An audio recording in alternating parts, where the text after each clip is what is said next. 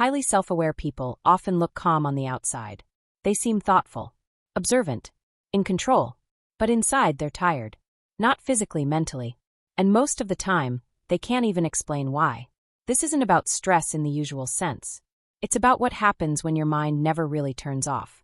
Highly self-aware people are constantly monitoring themselves. Their thoughts, their emotions, their reactions. They notice what they feel while they're feeling it. That level of awareness sounds healthy. And in many ways it is. But it comes with a hidden cost. When you're highly self-aware, you don't just experience life. You analyze it in real time. You reflect while things are happening. You evaluate yourself as you speak, as you act, as you respond. That constant self-observation quietly drains mental energy. You're not just living the moment. You're watching yourself live it. And that distance, however small, requires effort. Highly self-aware people also tend to anticipate emotional outcomes. They sense tension before it's visible. They notice shifts in tone, mood, and energy, sometimes before anyone else does.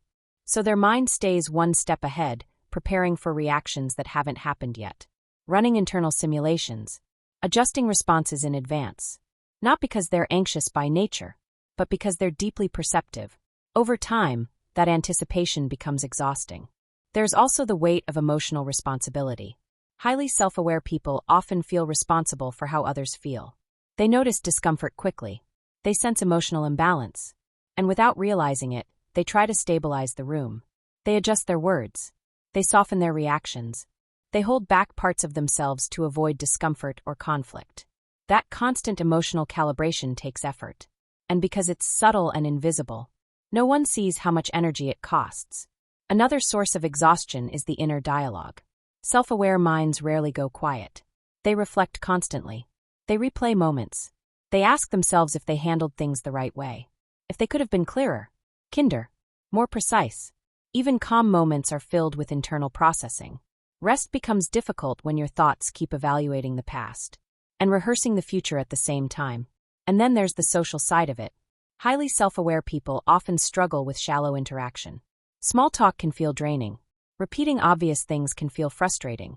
Not because they think they're above it, but because their mind naturally looks for depth and meaning. They listen closely. They read between the lines. And when conversations stay on the surface for too long, it can feel like mental static. So they may withdraw, not out of isolation, but out of self-preservation. All of this creates a unique kind of tiredness, a mental fatigue that doesn't go away with sleep, a feeling of being on all the time, of constantly processing, adjusting, monitoring. And the hardest part is that it often goes unnoticed. Others may see you as calm, grounded, or emotionally strong, without realizing how much energy it takes to stay that way. If this sounds familiar, it doesn't mean something is wrong with you. It means your awareness runs deep, and depth requires energy. Understanding that is the first step toward managing it, instead of blaming yourself for feeling tired all the time.